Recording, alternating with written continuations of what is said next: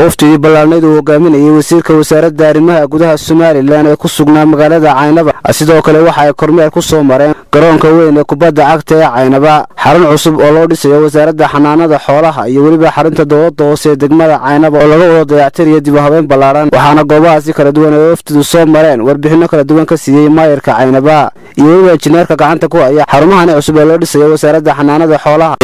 iyadoo maanta bilaabayno dhismahan hadanku warbixin kooban ka warsiiyo wuxuu ka kooban yahay 4 maqsin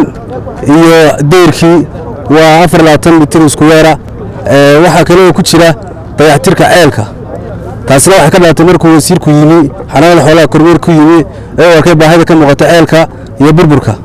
waxa lagu dareeyay albaabadii waxa lagu dareeyay waxa la yiraahdo dararkii ceelka oo ilaa 7 dayactirkiisa dhameystiran insha Allah hawsha fultaankeedii aad ugu mas'uul wasiirada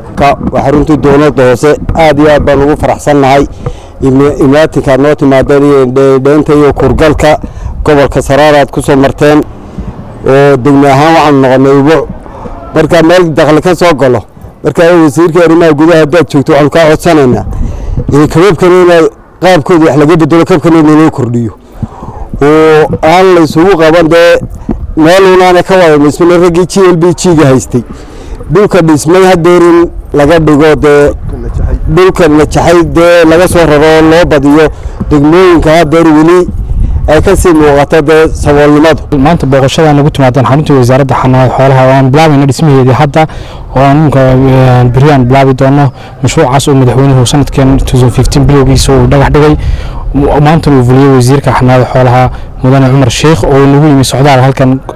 inta shaqada wasaaradda xanaanada xoolaha gobolka Saraar wasiirka xanaanada xoolaha wuxuu dardargeliyay in xarumaha wasaaradda gobolka Saraar inuu dhamaantood in la hawlgeliyo oo ay toos u shaqeeyaan ugu dambeyntii waxa kormeerkani ka hadlay wasiirka madaxtooyada Soomaaliland Maxamuud Xaashi Cabdi waxaana uu bogaadiyay dayactirka iyo dib u habeynta laga wado xarumaha dawladda ee Caynaba waa kuwa dhab ah waa la xisaabtamayaa labaatan mudug jooganada Soomaalidu ku mahmaahda Allah uma xil qarin waxaanu ku haynaa gacanta waa amaanadii ummaddu lahayd marka meeshii laga tagay la fulin waayay ummadda ay khuseysaba ka hadli doona nin aan xogayaal ka ahayn oo caado ka dhigtay ay iyo aflagaado muxuu ahaayay miisaanka waxba kordhinayso